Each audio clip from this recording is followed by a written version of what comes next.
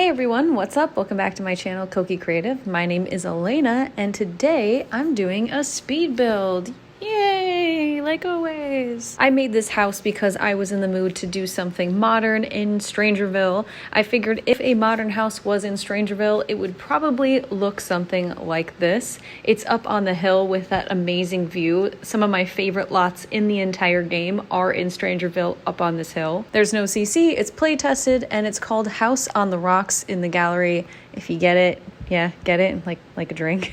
I use 34 packs and kits for this build. Yes, I know that's excessive, but I was in the mood to do whatever I wanted. I wanted my creativity to just soar in this build. Anyway, it's on a 40 by 30 lot. It's 3 beds, 4 baths. So yeah, more bathrooms than bedrooms. Here I'm working on a path up to the house using the terrain tool. This is a little tricky, so I found the easiest way to go about it while making sure it's still functional is flattening sections of the hill like stair steps and then using the smooth tool to even it out. I usually wait until the end to play test, but when I'm working on something that I'm not really sure if it'll work, I test as I build. You can see my little sim there. He's my playtest sim right now. For a while, I tried to use the same sim while playtesting because I thought it would be cute to have like an official playtesting sim, but it was hard to move her into every house, and then my neighborhood got filled with Wendy, that was her name, so I stopped doing that. Now I try to make a household that suits the house that I'm building. My process goes, move a random townie into a house, start building, get a feel for it, take a little break from building to create a family to replace a townie. Sometimes I use the townie and I give them a little makeover, and then I continue building the rest of the house with the new household inside. By that point, I'll start giving the house a little more character, like clutter that matches the Sim's personality and favorite color. I just do this for fun though. I rarely upload those households to the gallery. If I uploaded all my Sims, my gallery would be littered with Sims. But that being said, I would like to upload more of my Sims to the gallery. I have so many that I've been meaning to upload, but I just keep putting it off. Before uploading, I like to give them skills, a career, maybe a degree, and an amount of money that would make sense for them. And yeah, money even translates too. So when someone's downloading from the gallery, if that Sim has $2 million, they'll have $2 million when you download them from the gallery. You might be wondering what I was doing with that fence. So basically, I'm trying this trick that I saw a while ago on Instagram. It was a post by the In Sims. They took a base game fence that's glass and it has these circular metal tube poles on every single tile. As you can see, I struggled a little bit, but it eventually did work. It's hard to explain, but you can get rid of those metal poles with this trick. It's sort of a glitch that works in your favor. You have to place the fence down first and then replace sections of it with the same fence, one section at a time. I cut out a lot of it because the process took me about 30 minutes to an hour. I kept running into issues, but if I practice, I know it can get a lot easier. Could I have just used the spot A or city living fence? Sure, but I really wanted to try this trick out. Here I'm working on the layout. I was able to make a 3-bedroom house with some spacious living areas. I also included some balconies and a rooftop deck for your Sims. Since the yard was taken up by landscaping, I thought this would be a good addition, especially if your Sim wants to go outside and have some place to lounge around. Floor plans can take me a while to do, but this one wasn't too challenging. It's been a goal of mine to get better and more efficient at creating floor plans. Long houses can be a little tricky though, because there needs to be a way to access all the rooms without going through another room to get there, if that makes sense. For example, I wouldn't want a Sim to have to go through an office to get to their home gym. I started playing The Sims when I was 7. I'm 30 now, which is kind of wild to think. And I always like to build my own houses, create my own houses. Sometimes when I start a new game, I do use a pre-made home until I have the time, energy, and money to build my Sim their dream house. My Sims 1 homes, though, were so hideous. I used to like to use the Rosebud sheet and max out my money and then build these massive, ridiculous homes.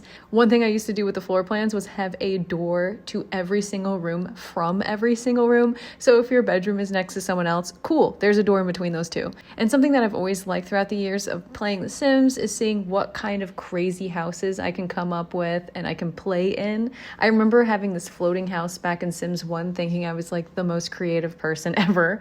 Speaking of Sims 1, it's one of my favorite games still. I play it a few hours straight every couple of months. Sometimes I need a break from The Sims 4, from building, all that stuff, and I just want to get sucked into some gameplay. My current Sims 1 sim is racking up Magi coins right now to learn all the spells and charms. So let's get into some landscaping that I'm doing. You can see me moving the camera around, and it's so funny because when I'm editing, I'm thinking, God, okay, don't move the camera around in your next build. Try to keep the camera as straight as possible. It's going to be so much easier to edit. But then when I'm building, I don't even realize that I'm doing it. And so the whole cycle continues. I'm editing that speed build and I'm moving the camera around. I do this like little wiggle thing. I don't even notice that I'm doing it, but when it's sped up, I'm afraid I'm going to give some people motion sickness. So I try to keep that in mind. It doesn't bother me looking at it, but I have a friend who takes screenshots and she says that it gives her kind of motion sickness. So I keep that in mind when editing. I also keep this at about 5.5 speed. Sometimes in older videos, I would do like 7.5 speed. So this video would be shorter, but I don't want to get people motion sick, especially with my little camera wiggles. And I've been editing out a lot less. It makes it a lot easier for me personally to edit and to get these done. I wanted to get this done a lot sooner. I edited this video a while ago. I just finally had time to do the voiceover. I feel like this always happens, but I just recently started doing more reels and TikToks. And for those, I do voiceovers. So when I find time to make voiceovers, I'm probably going to do that short content instead. I can just get a lot more done than one long 25-minute video. But I do want to be better. I just recently got a ton of new subscribers on YouTube. Well, a ton, as in like a good 500 or so. Thank you all so much for following me and for subscribing. Hopefully I can be a little bit more consistent for you, but I'm doing my best. If you like these videos and you don't know about my other social channels, I post like mini versions of these on TikTok and Instagram, both Koki Creative. Instagram has a dot between the two. Anyway, I tried to make the landscaping mesh with the Strangerville surroundings. So I used a lot of rocks, cactus, and these pink flowers that you'll see around, so that way you can't really tell where the beginning or the end of the lot is. And I also, with the pathway, there were these rocks that led up to it that were off the lot, and I tried to make it look like those rocks continued up the path so it all blends seamlessly. Here I'm working on the front porch. As you saw earlier, I placed a hot tub on the second story balcony. I love being able to place hot tubs. It's just an item that I never think of, and when I find a space for it, I get very excited. I grew up with a hot tub and I loved it, and when it broke, I was very sad, and one day I hope to have a hot tub again. I have no idea when or where because I don't even have a balcony, but maybe one day I'll get my hot tub back again.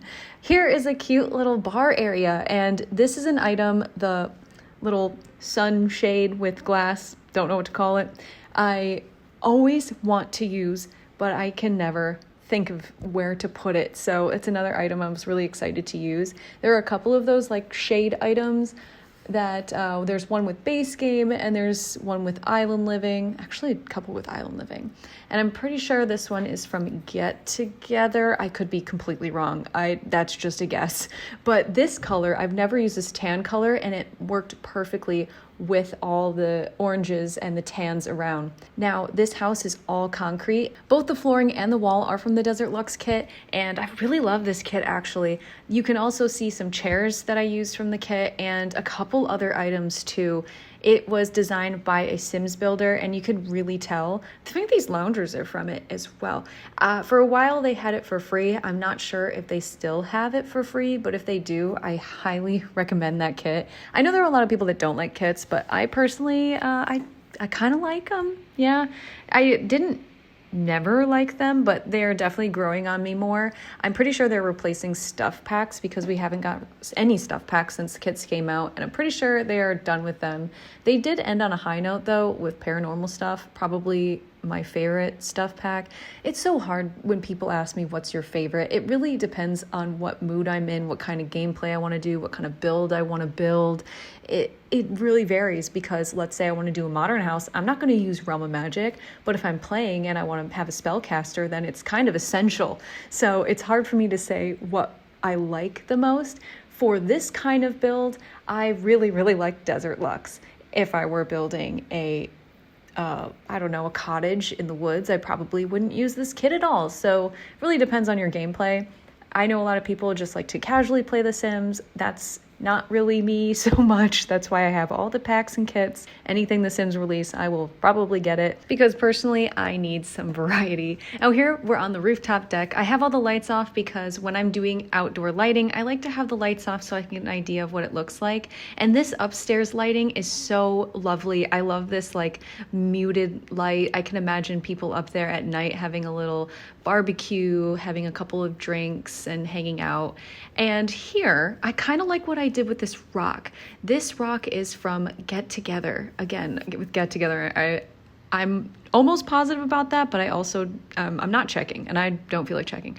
But I end up replacing this end table with a different end table because I got rid of the pack cats and dogs for this. I'm pretty sure that's the case. Again, I haven't built this in months, but I'm just going off of memory.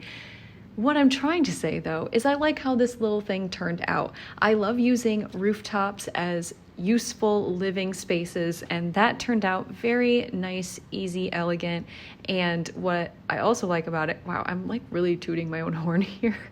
I don't mean to, but what I do like about it is that I didn't use too many items to achieve the look. And I always am trying to not cram my builds with too much stuff because I know that's going to make it harder for people to play in. It gives it a little bit more lag, and sometimes it's hard to find. There's just a whole bunch of reasons why I don't want to over clutter my builds. That being said, I do love cluttering. And here are some shelves. These shelves are base game shelves. They are the Immaculate Shelf. Pretty sure that's what they're called. My favorite shelves in the game. I don't care how many packs I'm using or whatever, they're still going to be my favorite unless The Sims come out with a better one. A good competitor shelf to this one is the one that comes with Snowy Escape. It is a little bit bigger, but if you size up these base game shelves like I did here, then you will have pretty much the same shelf, and it's base game, so everyone wins. For the clutter on the shelf, I wanted it to be a little bit more realistic, not too heavy with items, since this is a little bit more of a art piece. I don't know if that's the best way to describe it, but I wanted this to be the show-stopping part of this room since I'm working with the rock as part of the shelves. And then I place these books and I create little colorful books, and the color of the books match with the rock around it, so that was completely intentional. This does take a while to make the bookshelves like this. I know you can just use the little book stack, but I've used those base game and cottage living and city living ones so many times. There's a couple other ones I'm not thinking of. But this way, even though it takes a little bit longer, it just looks better to me. I wish The Sims would come out with a couple more like decor book items that I could place on shelves, make your own bookshelf, something that you can color code to match any house. But I mean, that's very small on my priority list. I personally would love to see fairies. I would way rather have fairies before having more books. But I mean, because obviously this is a perfectly fine solution, but it just takes a while. Anyway, so as you can see, I carried the concrete slab flooring and walls throughout the entire house, including the bathrooms, the kids' rooms, everything. I think it's the first time I've ever built a house using just one floor and wallpaper for the whole thing. It was really hard though, because I was really tempted to throw in another wallpaper or an accent floor somewhere, but I had to stop myself. It just was so unnatural for me to use one floor and one wallpaper. But I had a very specific image in my head of what I wanted this build to look like, and even though it still would have looked fine, it just wouldn't have been what I wanted. And there's so many times I find myself building and I have a direction I want to go for, but it's almost like I have a specific personal look that I like. You know, everyone has their own style, and if I'm building something super modern, let's say, if I lived there, would probably put more plants and more soft couches and like my own personal taste into that house. So when I'm building, sometimes I throw that in there, but sometimes I want to build something that isn't exactly my style or taste, and it's so hard not to slowly stray into old comfortable behavior. Like if I had a client that wanted something that looked a certain way, I can certainly put my own twist on it, but they are the client and they are who I'm building for, so I want to make sure it looks good for them. And in this instance, I don't have a client or anything like that. I have my Sims and the family I imagine to live there. And if I'm building something that, like, this really militant person lives there and they want everything to be clean cut, and I'm building it, I'm like, maybe you would have like lots of cute throw pillows though. Like, no, they wouldn't. I mean, maybe they would, but the sim that I imagine I'm building it for would not want that. Anyway, so since the layout of this house is a little strange given that there's a huge boulder in the middle of the living room, so I end up using the backside of the bathroom wall to place my cabinets. I always like having a nice big open wall so I can have overhead cabinets. It's really hard for me to build kitchens that are against outside walls, which I do all the time, but I always try to have at least one wall that I can put overhead cabinets in. Even though there are some kitchens, let's say, that might not have that style, I might have like open shelves. That's great, that's wonderful. But if I'm just doing like a traditional kitchen that has overhead cabinets, it's kind of difficult to find a good place for the kitchen. So I've been playing around with layouts, especially with houses that are a little bit different shape. They're not just a square. You always have to find a good spot, maybe put a bathroom in the middle of the house to create like an open wall or something like that. Anyway, here is the bathroom, which I'm sticking with this tan color scheme. I tried to have just a very tan, white, a little hints of black here and there. Those are the colors throughout the entire house, except for the kids' rooms, but we'll get to that later. I tried to make this bathroom a little extra fancy. I love spending time on bathroom, by the way. I talk about bathrooms a lot in my speed builds, but when I'm in the mood to build a bathroom, I like to make something that feels a little luxurious. I think it's a room that we can easily overlook just because it's, you know, Sims just need to use the bathroom and take a shower. But if you think about if you're buying a house, imagine if it had this luxurious spa-like bathroom. You're gonna love it 10 times more. So that's why I like to spend time and make my bathrooms a little extra special. I put this shower in the rock and I love the way that turned out. It's completely functional. I've done that before in another build where I used a tree. I think a tree. Yeah, it was in Sulani and I built it a couple years ago, and it's been something that I've been wanting to do again, that little shower in a wall trick. So I'm glad I got to do that here. Here is the bedroom. It's not very big, but I wanted to keep it very minimalist. I love these windows that I use. I can't remember what pack they're from, but they have like a slight tan tint to them. Here I'm moving around my No CC art with Tool Mod. That is in the gallery. You can download those. It's called like, I wish I knew the exact name, something like Black and White Sulani Art. I took all those screenshots, edited them, and then made them into No CC art. What I like about having sim screenshots as art is it feels a little bit more realistic to me. Like if I see something that looks almost out of place in the game, I just don't really like it as much.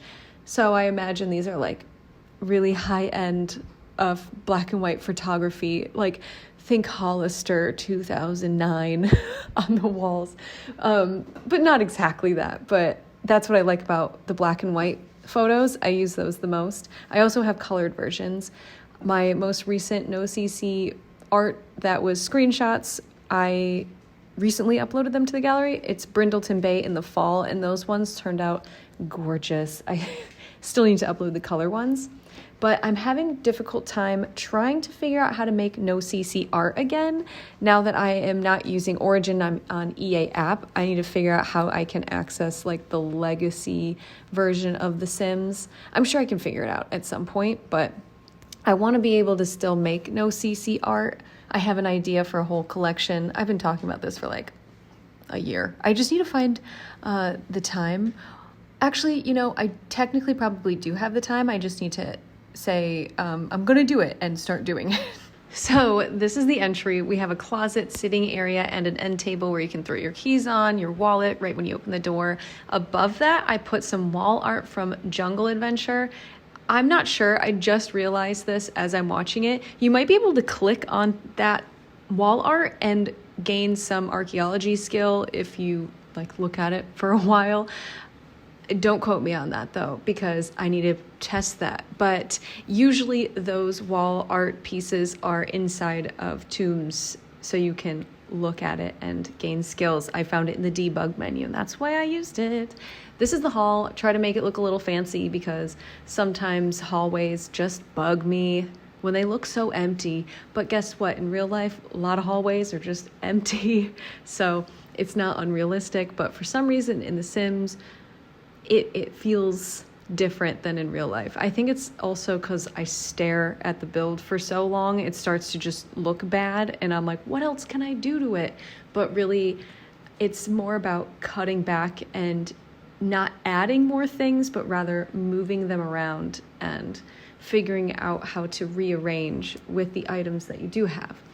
You might be like, what are you talking about? Well, let me give you an example. Probably a couple years ago, when I was really getting into building, I would build some room that I thought looked okay. Like, let's say this living room, for example, and I just thought, oh, this needs more. So I would just clutter it up. I would add 1,000 plants. I would put stuff on the wall. No space would be empty. But did it make it better? Instead, I could have cut back, put some sort of accent on the wall, and left it more or less minimalist. Not that my style is minimalist now or anything. It's just I don't use clutter to hide the imperfections anymore. That sounded a lot deeper than what I mean. I just mean it very literally. And I remember the turning point. It was during a Wes Anderson themed collab, and I built this pink beach house. And if you know anything about Wes Anderson, very aesthetic, and I really wanted to capture that. So instead of kind of doing my normal thing where I just noticed a wall was empty, so I would throw some things there. I noticed a corner was empty, I'd put a chair and some plants. I was really thinking about symmetry and balance, and not that I didn't think about that before, but I wasn't remaking any Wes Anderson builds like some other people did, so I thought, how can I make something up completely out of my own imagination, but make it look like it would be in a Wes Anderson movie? And I'm not good at recreating. I mean, I'm not bad at it, but it's not something that I seek out to recreate something from a TV show or movie. So creating something, I really wanted to dive into what that aesthetic would look like. And I put so much thought into it that I haven't really let that go ever since that build, and in a good way. So anyway, we are coming in at the end of this build. I finished up with the 2 kids' rooms. This is the pink room. I added a lot of teddy bears and stuffed animals, stuff like that. A lot of pink, but again, still using the same floors and walls. But I wanted to soften it up with these curtains and a rug. I also made sure to add kids' activities in these rooms. I know when I'm playing, I like to have my kids go above and beyond. They max out their skills and all of that, and I want to make sure if someone downloads this for gameplay that they have that option and they wouldn't have to find a space in the house to put a drawing table or something like that. I do really like the way both of these rooms turned out. They're so different from one another. This red room, it has a lot of musical instruments. I imagine this more for a teen, and I used some clutter from the high school years pack for both of these rooms. Love that pack, by the way. It has a lot of really great just decor items, things like that. And this room, the red room, has some of the rock inside of it. And that's one of the reasons why I decided to go with this color palette for this room. It just meshes really well with that orange. So yeah, this is mostly for a teen, what I imagine. And I put some posters on the rock because I thought that would look kind of cute. So I really hope you enjoyed this video today. If you did, leave me a comment. Let me know what you think. Maybe hit that like button or even subscribe to see more of my content. Hope you stick around. But I hope you have an amazing day. This is in the gallery. My ID is Koki Creative and it's called House on the Rocks. I'll see you in the next one. Bye.